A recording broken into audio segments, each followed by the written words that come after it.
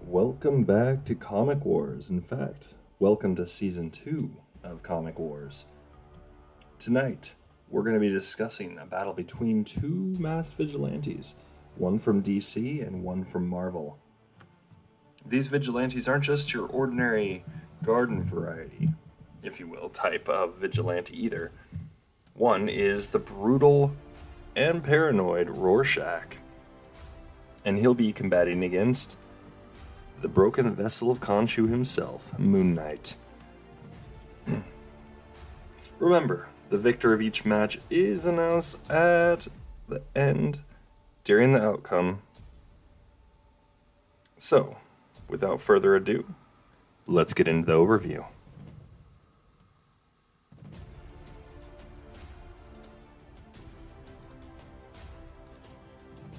So as usual, if we would had a guest tonight, this is where we would introduce said guests, and we would allow for their guesses. Little witty banter here and there, probably. After that, then we get into the background details. This is going to be basically where we really explore little bits of them. You know, things that are just, they matter, but they may or may not actually matter in the battle itself. Things like age, height, weight, real name, area of operation, maybe an occupation, miscellaneous facts, personality. So in this case, pay close attention tonight, because this is a battle between two guys that, well, it's a lot going on up in their head. After that, then we would break right into the feats. Now this is going to be where we explore the meat and potatoes of the comic war. This is going to be where we take a look at their strengths, their durability, their speed, agility, martial arts training, ingenuity, gadgets, superpowers, whatever they may have. This is where we start really breaking it down. Now, as you guys will see, there's going to be characters where we don't really break a whole lot down because it's hard to really gauge, or there's just not really any reason to really break into it a whole lot. Now, I made very clear in Season 1 that we would be doing a whole lot more breaking down of these things, and we will. But I made it pretty clear that there would be some changes in Season 2 as well, and this is one of the changes. So not all characters will be fully broken down necessarily in the first rounds. But, once again, if it absolutely dictates that we do need to break it down for a specific reason between two characters, absolutely we will. Excuse me. After that, then we get into the data analysis. Now, this is where we actually break the data down. So, let's say there's a feat of this person can lift this rock. And let's say character B also lifts this kind of rock. Then we're going to break things down if it actually pertains to something that's going to be crucial on their actual tests of strength. But this is where we really explore everything. This is where you get into the mathematical equations, the science behind it. That's where we break into all of that. After that, then we get into the character pros and cons. This is going to be basically how we take a look at how they would fare against each other, just looking at each feat, each background characteristic, things like this. This is where this is going to go in. We're going to start to kind of show off who is leading in points. Doesn't necessarily mean they're going to win if they are leading in points, and I will explain why when it comes into it. After that, we'll break into a guest analysis, and this is only if we have guests. If you guys are chatting it up in the chat, then we can always discuss it there as well. So that would be a good time. So if you guys want to go and chime in, this is also where the audience can also chime in and see kind of what their thoughts are. After that, then we break into the outcome and followed up with a preview for the next episode. All right. Let's get into our first combatant, Rorschach. His real name is Walter Kovacs. He is 45 years old. In the comics, if you were to watch the movie, he is supposed to be 35. However, we're going to go off the comics since this is actually given a clearer picture as to who Walter Kovacs is and who Rorschach is. Doesn't necessarily mean he's more brutal, but this is directly where we're going to get majority of our information from. The movies provide basically kind of a summary, if you will, but they hit and miss on a lot of things. As for his height, he is 5 foot 6 inches tall. He's 140 pounds. His full-time occupation is a vigilante, actually.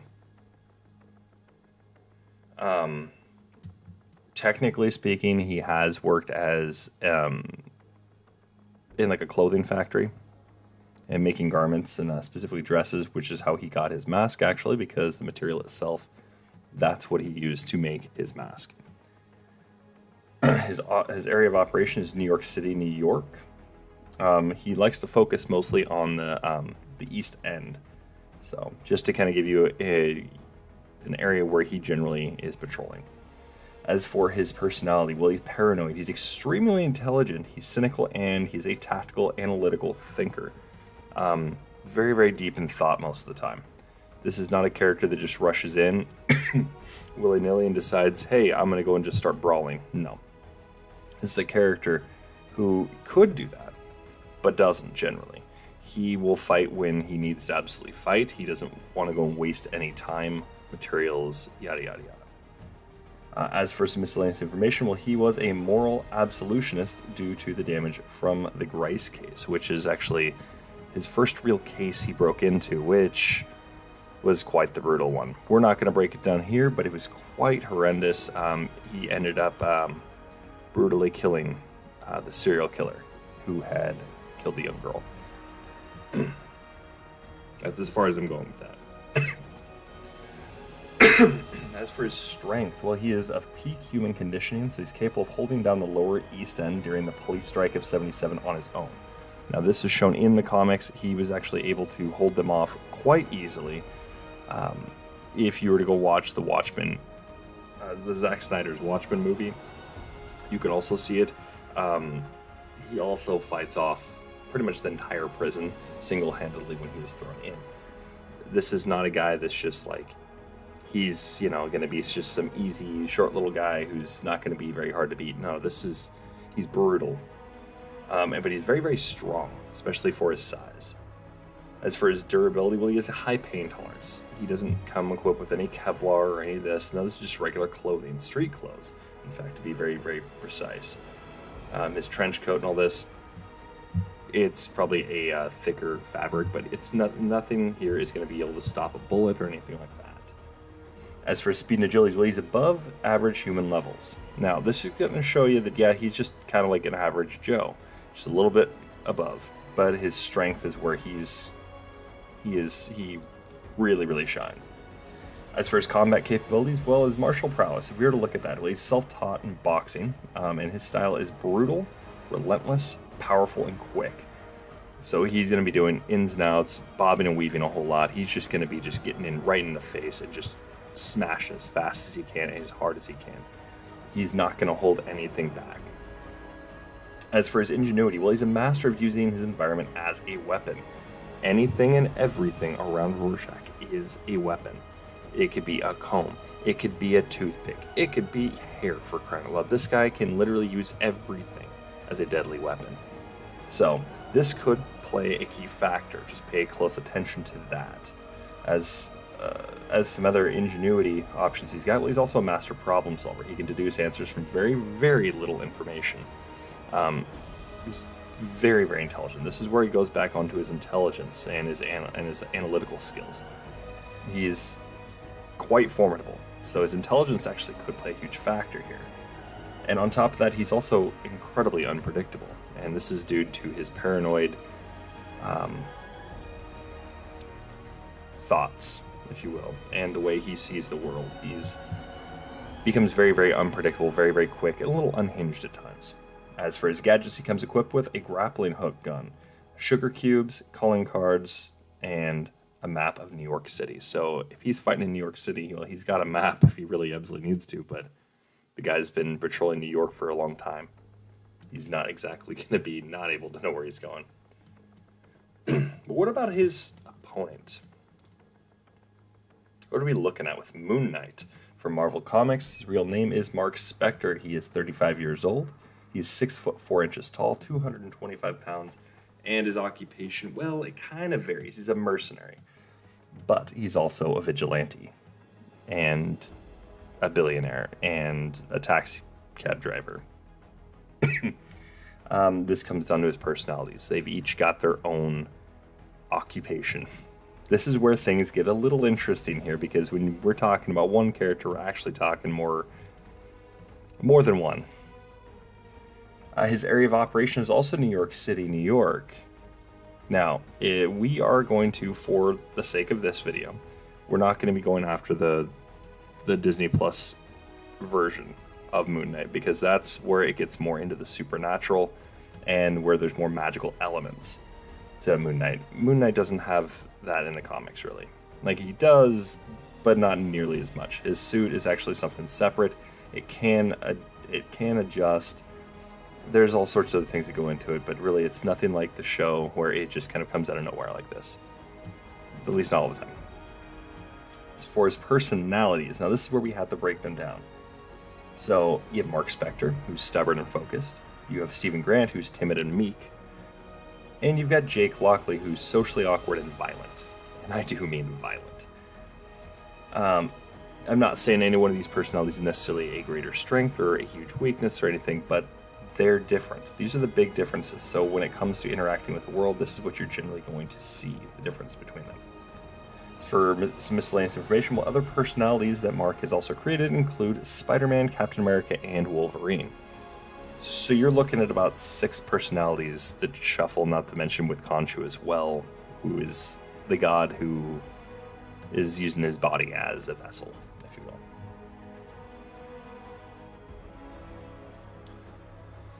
Alright, now this is where we start breaking into his feats. So his strength, durability, and speed and agility, we need to get one thing clear. So that's his enhanced physicality. This does include his strength, durability, speed, and agility, because they're directly affected by how close Moon Knight is to a supermoon. Now, just to break it down, with a supermoon, it's just basically where the moon is closest to the Earth.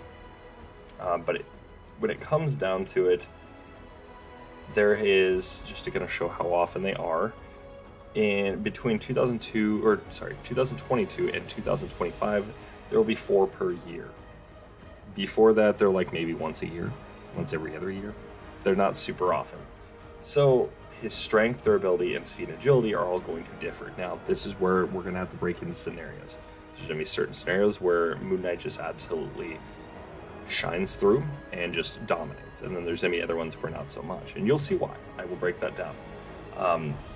Because this is where his strength, durability, and speed and agility are going to be affected. I will explain those as we get closer to the outcome. And this doesn't mean I know the outcome yet, and we're going to be discussing it. I will go and explain, and we're going to go down just as we normally would. All right. For his durability, well, he's also got an incredibly high pain tolerance. It's actually ridiculously high. It could be debatable, either his or many of these other heroes that just don't feel any pain have higher pain tolerances. That's how ridiculous his pain tolerance goes. He's also got telepathic resistance, and he's got this ability for self-sustenance. What that means is he can survive in scenarios that basically other characters would just die. He's able to, because of his connection with Khonshu, it kind of goes hand in hand, that Khonshu will keep him alive. In the vacuum of space, it's possible he could survive that for prolonged amounts of time, all thanks to Khonshu. But once again, this varies from comic to comic, so kind of depends on the writer. So for this, we're going to say it is possible in certain extremes that he could survive longer, but not forever, and not like a super prolonged amount of time. So there will be certain things, like a drowning scenario, we would say that he would be able to kind of survive a little longer through the drowning process than the average guy. That's how we're going to break his self-sustenance, because it's so inconsistent in the comic. So for speed and agility, well, he's also on top of his enhanced physicality when he's close to a supermoon. He's also an Olympic-level athlete and gymnast. So this is a very, very fast character. On top of that, his combat capabilities. Well, when it comes to his martial prowess, note that he's an expert martial artist, not a master, at boxing, judo, Krav Maga, Salat, Dambe, Savat, Eskrima, Karate, Muay Thai, and Kung Fu. He's also a master of weaponry, close quarters to long range to automated.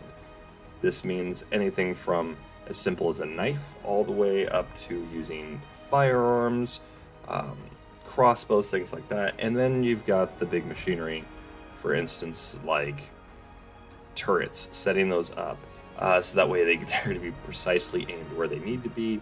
They're going to be able to hit their target when they've got one, things like that. He's also a master marksman.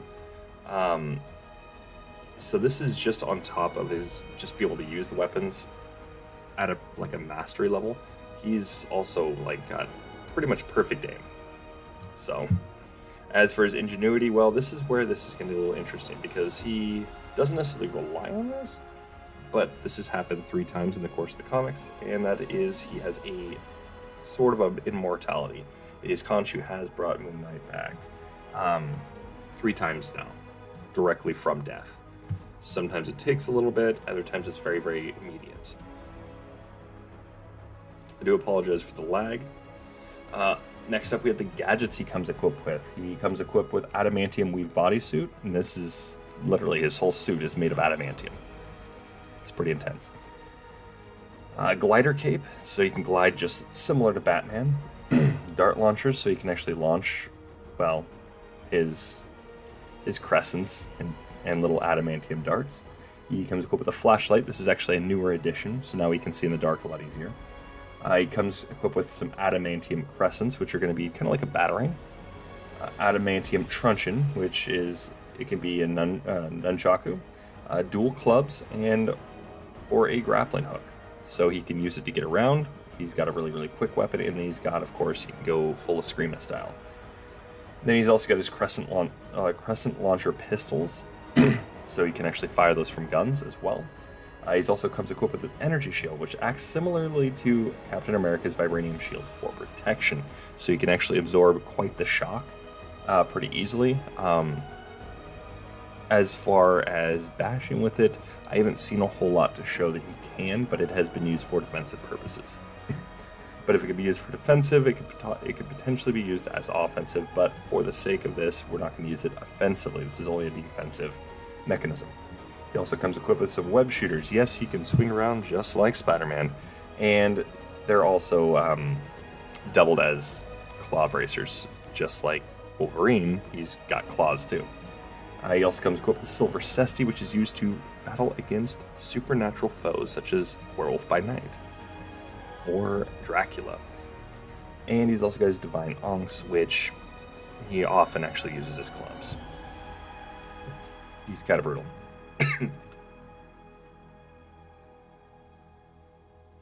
All right. So,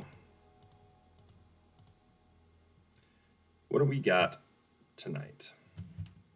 Character-wise, what are we thinking so far? Are we thinking, oh, Moon Knight's totally got this in the bag, or are we thinking Rorschach? Well, let's break this down a little further because we have to go over the data. If you're looking at some things, you've got a guy with little to no gadgets, little to no formal training, versus a guy with all sorts of training. But now you've got a guy with a singular personality who's paranoid, like absolutely paranoid, but is incredibly intelligent, hyper intelligent, versus a guy who's, he's pretty smart, but he's got multiple personalities, and they like to also seize control. Sometimes one of the personalities doesn't want to fight. When I mean that, I mean Stephen Grant. Stephen Grant does not like to fight. He will if he has to, but he's not really much of a fighter. He'd rather talk things out or run. While the other personalities will fight, they will stand their ground. Now, some of them have a no-kill policy, while others do have a kill policy. So it just depends on the personality, not to mention he's broken. Certain environmental factors can shift Moon Knight from Mark Spector or Jake Lockley to Stephen Grant, or even into Spider-Man or Wolverine or Captain America. They can shift. Now that's going to be the problem, because now this gives him unpredictability. Just for having that alone, it's unpredictable. But it's not quite unpredictable because environmental factors can trigger it. Emotional factors, trickery, things like this. They can all play factors into why a personality shifts. So Moon Knight could actually be drastically different from one second to the next. He could be incredibly invulnerable to incredibly vulnerable within seconds. So this is where Moon Knight's going to be an interesting combatant against Rorschach, who doesn't shift. So we look at overall strength. Now, this is where we had to break it down. You've got peak human strength, so a consistent, a constant, versus one that can vary. Regardless, he's Olympic level no matter what, so he's going to be roughly about peak as well. Debatably a little less, just based on we don't actually know how physically strong he is. Now, we do know that nothing that Rorschach is showing is necessarily Olympic level, so we're going to say they're about the same on this one, depending on a supermoon or not. If there's no supermoon, then yes, they're going to be roughly about equal in strength.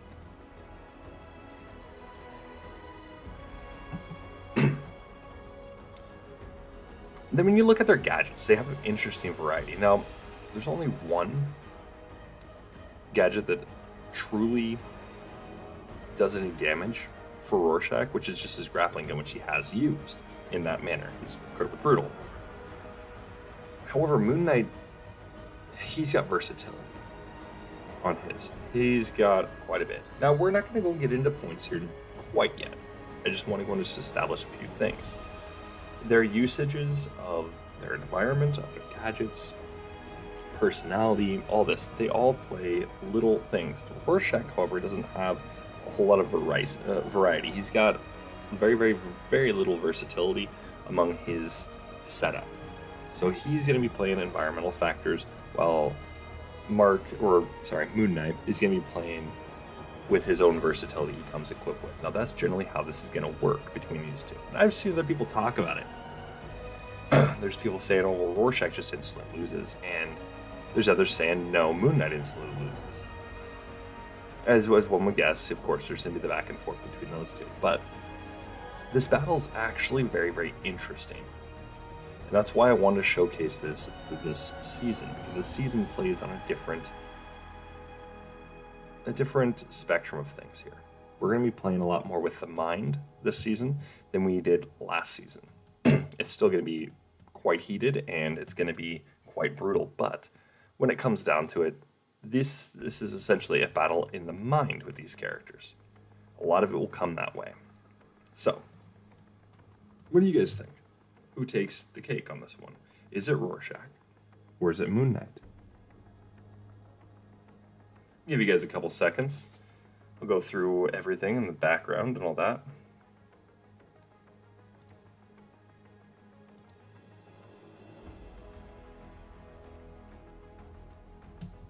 Does Rorschach's short stature, does that play a key element into a loss or a win? Do the sugar cubes, do they play a key element for Rorschach winning?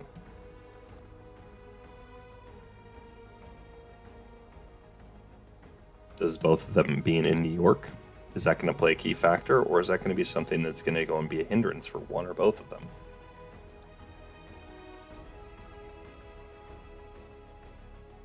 Will the supermoon play a key factor here?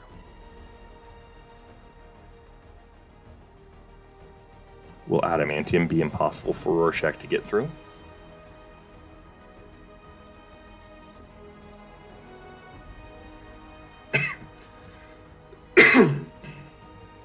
All right, so we're going to get into the first part, which is the background. Now, this is where we're going to see a couple things here. This is going to actually be an interesting one. I would actually argue this would be a draw here. The physicality of this, the height to weight, is going to allow Rorschach to potentially be slightly faster. However, it's potential. It's not necessarily. But when it comes to his reach, he's at a severe disadvantage. When it comes to throwing weight, he's at a severe disadvantage. So this is going to be kind of more or less like a loss on that. But however, when it comes to the mind, Moon Knight is a shattered vessel. He shuffles between multiple different personalities, therefore giving him, personality-wise, it gives him a huge weakness. It's glaring, actually. While Rorschach is just paranoid, his paranoia can actually be a huge strength against Mark and the rest of his personalities. Moon Knight would actually find this to be incredibly annoying, I would argue. But he's also used to fighting street-level thugs that also have similar levels of paranoia. But, end of the day, this is going to go and give this to be more or less a draw. And that's how we're going to run this, is a draw for personality. It's the first of its kind we've seen so far on the show. As for strength, now, this is where we have to go back into this with the weight. If you were to look at the weight of Walter Kovacs, who is a total of 140 pounds, and then you go over Moon Knight, weighs 225. Okay, you got an 85-pound difference here. And then you've also got the height difference. So this is going to be a bit of a problem for both Rorschach and, for Rorschach, but it's also going to be kind of an issue for Moon Knight as well, and I'll explain. When it comes down to Moon Knight's weight, he's 85 pounds larger, and he's got a little bit of reach. You look at their strength, okay? Moon Knight doesn't typically hold off groups. The difference is Rorschach does it frequently. So when it comes to the strength, though, this is where things are going to be roughly about the same. One can handle groups of opponents, while one can typically handles a few of them up to one. Superpowered one. So who's really stronger? I'd say also this is another one that I would even argue that this is more of a draw than we think. And the reason being is because, well, Rorschach can handle whole groups, big groups, riot level groups, while Moon Knight's never really been shown to have done that. But he can handle he can handle a monster or something like this. Could that monster's strength level be greater than that of a riot? Probably not. The riot's strength is generally going to go and overpower. However, is Walter Kovacs going to be, Rorschach going to be able to fight off somebody like Spider-Man or Wolverine, who has got, or they're at least, Spider-Man, you actually do have super strength, but with Wolverine, you've got almost super strength, debatably super strength. Quite debatable. There's times where he's just kind of street level, but it's also the fact that his body can also, he's carrying around adamantium and all this. There's a lot more heavy weight, and he's moving agilely with that, so debatable. But is Rorschach going to be able to fight somebody like that off? Not as easily. Is Moon Knight going to be able to fight off a little group like that? Probably, but once again, it's going to be relatively close. And in fact, now that I think about it, I'm actually going to give this to Moon Knight. Not by much, but slight. Comes to durability. Now, we know that Moon Knight, he's got a suit. I mean, his durability is already going to win. He's got armor. Plus, they both got high pain tolerances, and it goes to show, we don't know how high of a pain tolerance that Rorschach has. We've never really seen him take several beatings and keep going. We've seen it a little bit, but not a whole lot. But we've got several accounts of Moon Knight actually fighting the Punisher and tanking hits from the Punisher. This includes with guns, knives, things like that. So it comes down to durability.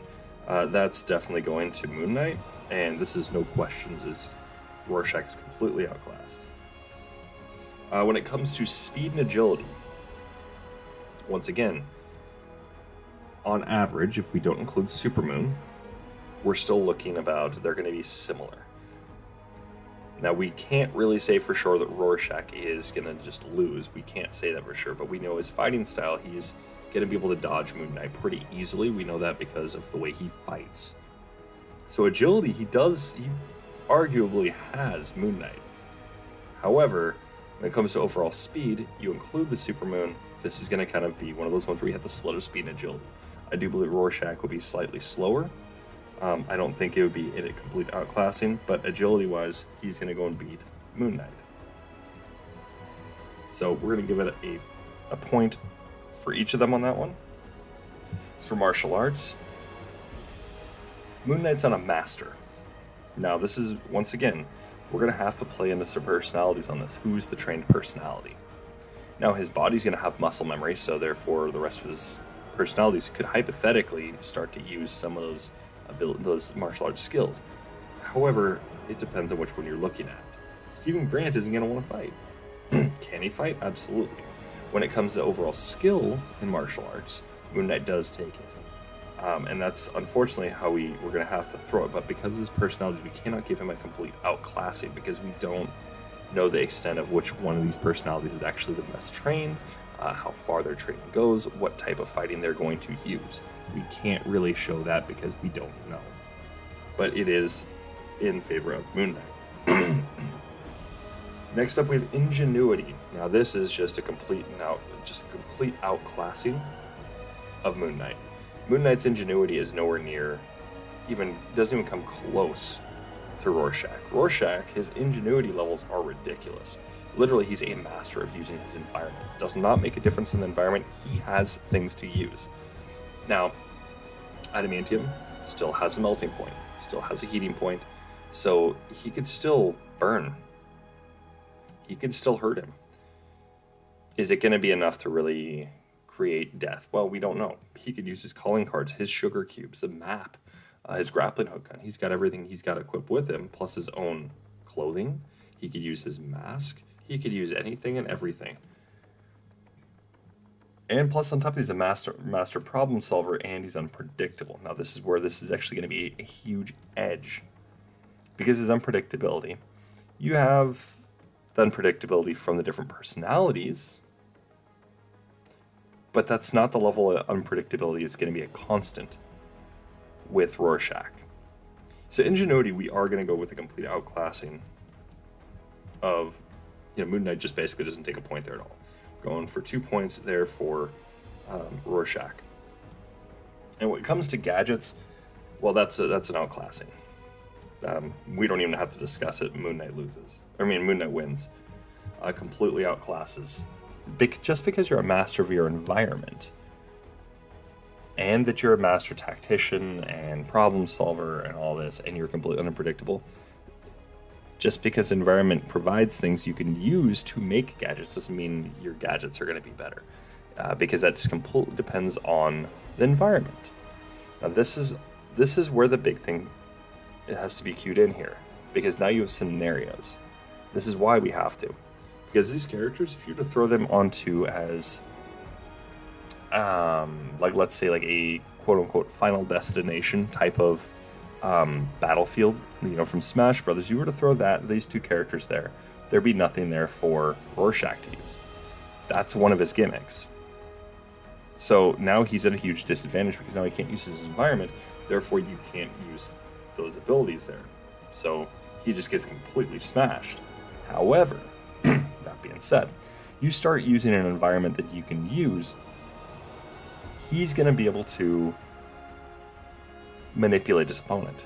This is where he's going to be involved in tricking Mark into swapping out, not even meaning to, with guys like Stephen Grant, Spider-Man, for instance, or Wolverine. You're going to get him to basically force Mark out of the way, and that way you can get somebody else that's going to be something new, but he's already going to be accounting for this, and he'll have caught on very, very early on. Now, you might ask, well, how? Well, that's because Moon Knight's pretty blatant with how he kind of operates. He does talk to himself frequently.